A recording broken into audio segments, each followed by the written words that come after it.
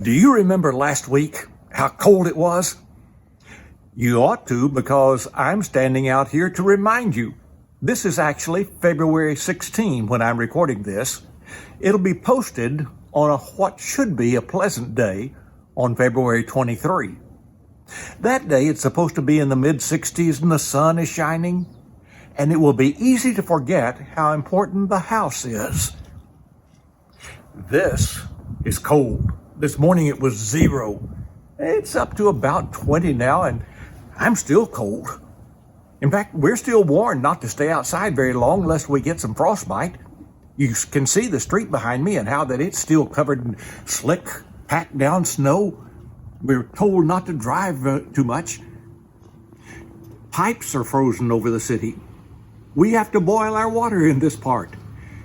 These hard times remind us to give thanks for what's genuinely important. A house, a warm house. I don't remember very well the first 9 years of my life. We lived in a rather crude house at that point. No indoor toilet. That's right, we used an outhouse. The heating of the house and the cooking was done with wood stoves. Dad would go out and gather the wood, and it was my job with my little wagon to pull the wood that he split and bring it up under the porch where it would stay dry. I'm glad to say I don't remember that very well, but I often think about my parents and the hard times that they had, and my grandparents. Surely they were reminded daily to give thanks for their houses. Next summer, it won't be 6 degrees or 8 degrees. It'll be 96 or 98. We'll be reminded to be thankful for our houses and the air conditioning.